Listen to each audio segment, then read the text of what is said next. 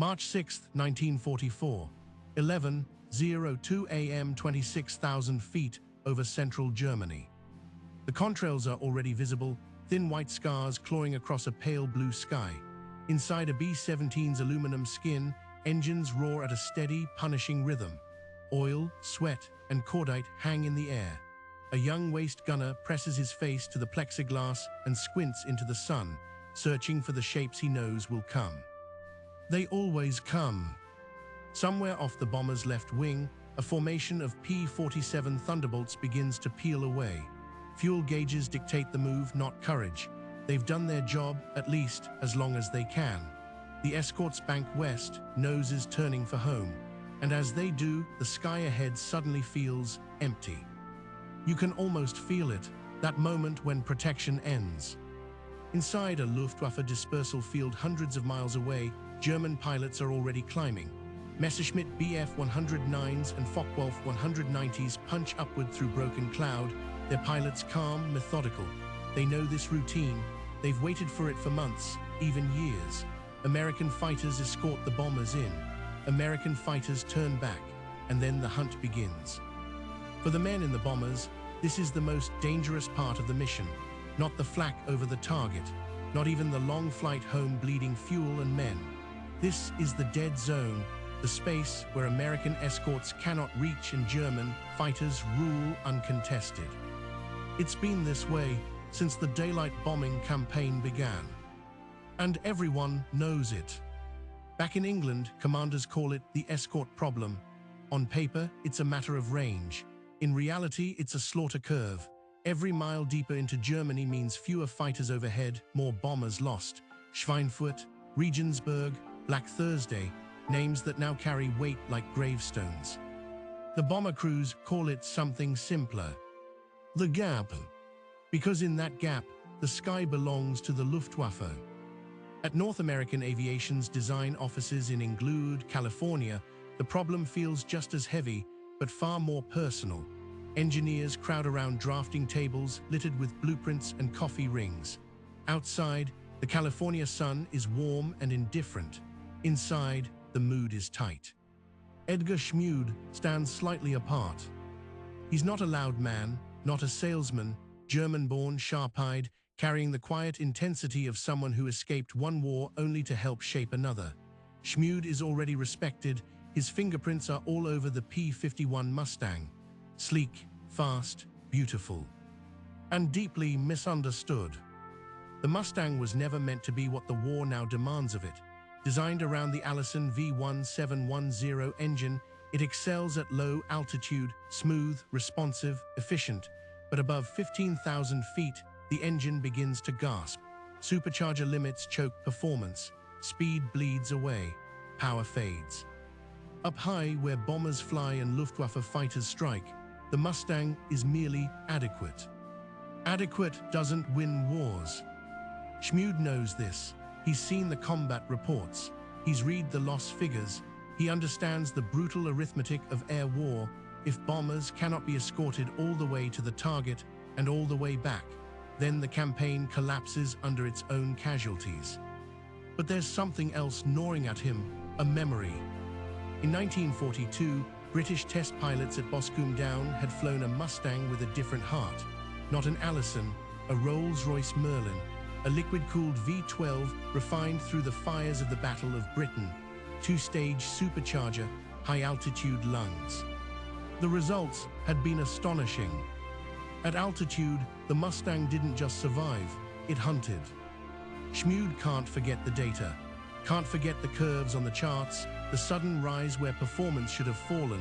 He brings it up again and again, in meetings, in memos, in quiet conversations that start with, "What if?" The resistance is immediate. Re-engineering an aircraft mid-war is dangerous, costly, risky. The Allison engine is American-built, already in production. The Merlin, especially the Packard-built version, would require new mounts, new cooling systems, new logistics. Time, materials, political will. And time is the one thing bomber crews don't have.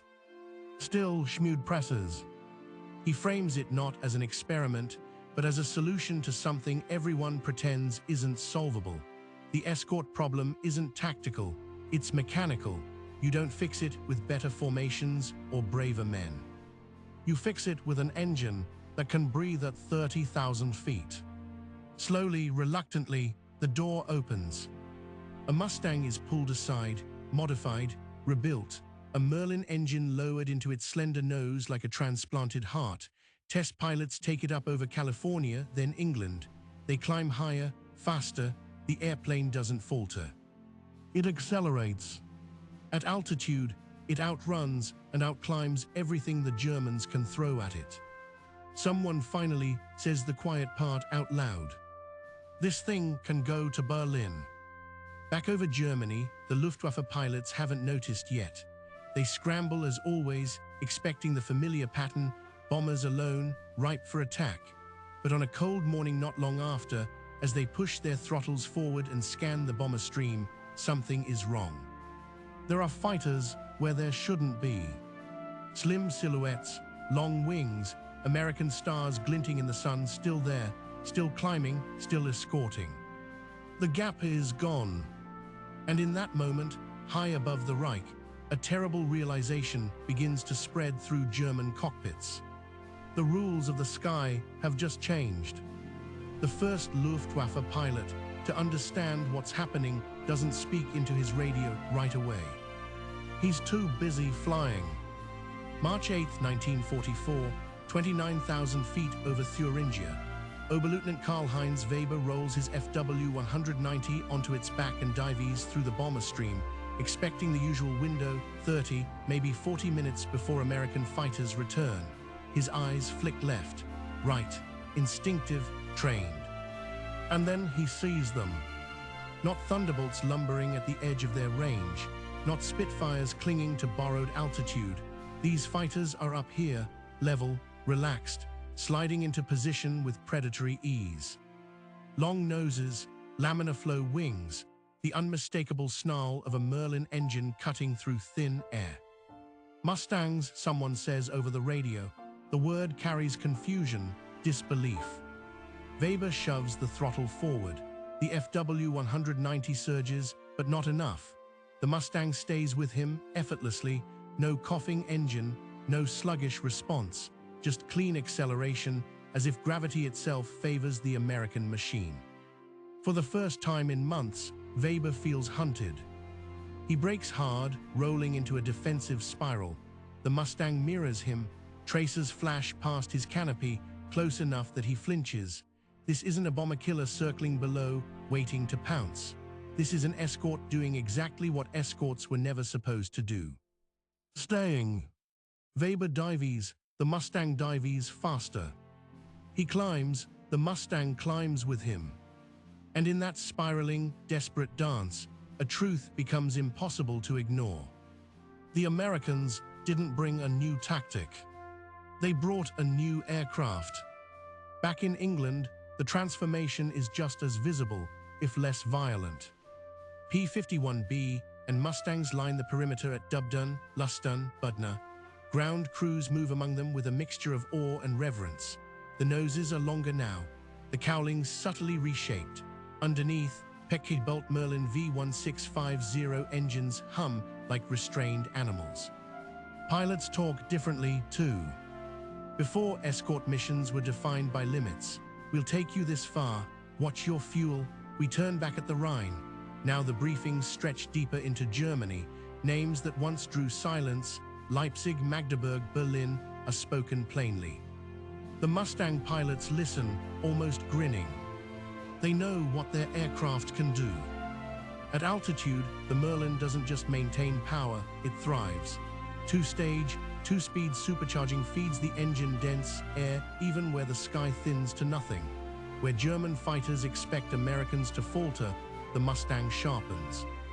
Edgar Schmied reads the combat reports late into the night. Loss ratios, escort duration, pilot remarks scrawled in pencil. He doesn't smile often, but his hands linger on certain lines. Stayed with bombers, entire mission. Outclimbed 109s at 30,000. Enemy disengaged. Each sentence is a small vindication. Yet Schmid knows something else is happening, something harder to quantify. Air superiority isn't just about speed or altitude. It's about belief. The Luftwaffe feels it first. Intercept squadrons scramble as usual, but their attacks lose cohesion. The Mustangs don't just protect the bombers, they roam, aggressive, free. They drop their tanks early and go looking for trouble, catching German fighters as they climb, as they form up, as they turn for home. The sky is no longer segmented into safe zones and killing fields. It's continuous. Pilots who once counted on altitude to save them now find Mustangs waiting above. Pilots who dove to escape feel 50 caliber rounds stitching their wings. The psychological shift is immediate and corrosive. You can hear it in the radio traffic: more urgency, less confidence, commands repeated twice, 3 times. The Americans are everywhere. And worse, they're patient. Aces who survived the early years begin to fall, not in dramatic dogfights, but in short, brutal engagements where there's no escape. The Mustang doesn't need to win quickly, it only needs to stay. And it always does. On the ground in Germany, the effects ripple outward. Airfields are strafed, trains hit, fuel trucks burned, maintenance crews scatter as Mustangs roar in low, guns blazing. This isn't just escort, it's strangulation. Every sortie costs the Luftwaffe more pilots, more aircraft, more irreplaceable experience. German industry can build planes. It can't build veterans. Somewhere in the chaos, commanders begin to understand the scale of the mistake. The Allies didn't merely fix the escort problem. They solved the air war. Far below the contrails, another kind of realization is taking shape. August 1944, Normandy, a column of captured Wehrmacht soldiers stands along a churned dirt road, hands clasped behind their helmets. They watch as American vehicles move past, fast, light, unstoppable. Willys MB jeeps splash through mud that swallowed German upped blitz trucks whole. No hesitation, no breakdowns, just motion. One German sergeant shakes his head slowly. The same feeling settles in his stomach that Luftwaffe pilots felt months earlier. This isn't about bravery. This is about machines built to win wars of endurance. And for the first time, many of these men understand something terrifying. Germany isn't being beaten by tactics alone. It's being outbuilt. As Mustangs circle overhead and jeeps race below, the industrial truth of the war becomes impossible to ignore. The gap isn't closing. It's widening. September 12, 1944. Nunn, 40 AM 25,000 feet over the Ruhr. The air smells different today, sharper, metallic. A P-51 Mustang slices through thin cloud, sunlight flashing off its bubble canopy. Inside, Captain John "Jack" Miller adjusts his oxygen mask and glances at his fuel gauge. Plenty left, enough to loiter, enough to hunt. That word stove been unthinkable a year ago. Below him, the bomber stream stretches like a moving city, B-17s in tight boxes, silver and unbroken. Above and around them, Mustangs drift with casual confidence. They don't cling close, they don't fly defensively, they own the space. Miller rolls his aircraft slightly, scanning. Years of training sharpen his vision. Their tiny black dots climbing hard from the east, Messerschmitts, late war models pushed to their limits. Bandits 2 o'clock high, he calls. The Mustangs respond instantly. No confusion, no hesitation. Drop tanks tumble away, spinning toward the earth. Engines surge. The escorts climb toward the threat instead of backing off. This is the moment Edgar Schmid imagined, but could never witness. The theory becomes reality in seconds. The German fighters try to gain altitude before contact, but the Mustangs are already there, matching climb rate, matching speed. One Bf 109 breaks early, diving to escape. Miller follows for a heartbeat, then pulls up, choosing patience over pursuit. He knows something the enemy doesn't. The Mustang can wait. On the German side, the strain is unbearable. Hauptmann Ernst Kulk grips his control stick and watches his airspeed bleed away in the climb. His aircraft is lighter than earlier models, his engine pushed beyond safety margins. He knows the numbers. He's memorized them. But the Mustang doesn't care about numbers. It slides in from above, guns already tracking. Kulk he rolls hard, pulling jars that blur his vision. Tracers flash past his canopy. He dives, and the American stays with him. This isn't a duel. It's an execution, delayed only by physics. Kulk levels out near cloud, trying to disappear. For a brief second, the Mustang overshoots. Hope surges. Then the American pulls back, reappearing effortlessly, lining up again. The realization hits Kulk like a blow. There is no Manöver left. When the 50 rounds tear through his wing root, the aircraft lurches violently. He bails out, tumbling into freezing air, watching his fighter spiral down in flames. Above him, the Mustangs reform. The bombers never notice. This is what air superiority looks like, not dramatic, not loud, but absolute. Lost statistics begin to tell the story. German fighter units report catastrophic attrition rates. Pilots are sent into combat with minimal hours. Training units are stripped to fill gaps. The Luftwaffe is fighting a war of exhaustion against an enemy who thrives on it. And at the center of it all is the Mustang. Not just the engine, not just the range, the philosophy behind it. Efficiency, reliability, relentless presence. Meanwhile, on the ground in France, the same philosophy is crushing German hopes. Captured Wehrmacht soldiers sit on the roadside as Allied columns roll past. Tanks, trucks, half-tracks, and always the jeeps. Light, fast, everywhere at once. An American jeep bounces through a shell crater that stopped a German conv cold the night before. Its engine doesn't stall. Its driver barely slows. A German corporal mutters to the man beside him, "Unseer Laster, wherein higher stecken Jebleben. Our trucks would be stuck here." No one disagrees. For months, German propaganda insisted Allied equipment was crude, inferior. But reality is impossible to hide when it passes inches from your boots. The Jeep isn't impressive because it's powerful. It's impressive because it works. Every time. Back in California, Edgar Schmude finally allows himself a moment of quiet satisfaction. He reads a report describing Mustangs escorting bombers to Berlin and back with fuel to spare. He pauses, fingers resting on the paper. The war he fled has been turned against those who started it. But Schmude also understands something chilling. The Mustang didn't just win air battles. It changed how wars would be fought. Control the sky, protect the industry, break the enemy's ability to respond, everything else follows. And Germany feels it now, in the air, on the ground, in the exhausted faces of its soldiers. The Luftwaffe is no longer a shield. It's a memory. Yet even as the collapse accelerates, a final, sobering truth emerges. Technology doesn't just decide battles. It decides fates. And the fate of the Third Reich is already sealed, long before the ground armies reach Berlin. The Mustangs overhead are simply making it unavoidable.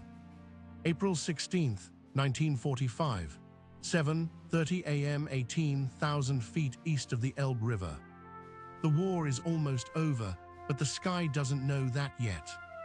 A lone P-51 Mustang cruises above a fractured Germany, its silver skin dulled by months of combat. Below, roads are choked with refugees, retreating columns, broken vehicles abandoned where fuel or hope ran out. Smoke rises from places that no longer matter strategically, only symbolically. Inside the cockpit, the pilot scans out of habit. There is nothing left to fight. The Luftwaffe is finished. Not defeated in a single battle, not destroyed in one last stand, simply exhausted, bled dry by a war it could no longer sustain. This is the quiet ending Edgar Schmude never imagined in 1940. In the final months, German pilots rarely climb to challenge the bombers. When they do, it's brief and desperate. The Mustangs are always there, sometimes more numerous than the attackers themselves. Berlin burns beneath uninterrupted daylight raids. Factories that once rebuilt losses faster than they were destroyed now lie silent. Fuel shortages ground aircraft before they ever reach the runway. The air war's conclusion is written not in dogfights, but in empty dispersal fields and unused hangars. For Allied bomber crews, the difference is night and day. Veterans who survived 1943 missions stare upward in disbelief. The escorts never leave. The radio stays calm. Losses drop. Men who once expected not to return begin to plan for tomorrow. The Mustang doesn't make them invincible. It makes survival possible. On the ground, the industrial gap reveals its final, undeniable form. Captured German soldiers sit beside shattered roads, watching Allied logistics roll endlessly forward. Jeeps dart ahead of armored columns, relaying orders, scouting crossings, pulling artillery pieces from mud. Where German trucks stalled and rusted, American vehicles keep moving. One former Wehrmacht mechanic studies a Jeep's open engine bay as it idles nearby. No leaks, no smoke, simple, brutally practical. He understands now why Germany lost. It wasn't just bombing, or numbers, or even strategy. It was sustainability. The Allies built machines that ordinary men could rely on, repair, and replace. Germany built machines that demanded perfection in a world of shortages. In war, perfection is a liability. After the surrender, Edgar Schmude returns to a quieter life, but his legacy refuses to rest. The P-51 Mustang becomes legend, flown at air shows, polished in museums, immortalized in photographs. People talk about its speed, its beauty, its kill ratios. Fewer talk about the sleepless nights, the resistance, the insistence that one engineer showed when everyone else accepted loss as inevitable. Schmude never claimed he won the air war. But history knows better. By solving what others called hopeless, he changed the balance of the sky, and with it, the outcome of the war in Europe.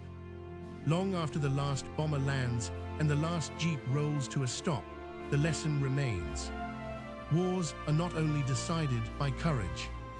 They are decided by those who refuse to accept limits. By engineers who see possibility where others see failure. By machines that stay when the enemy expects them to leave. High above Germany, in the thin, freezing air where bombers once died alone, the Mustang proved a simple, devastating truth. Control the sky, and the war below collapses.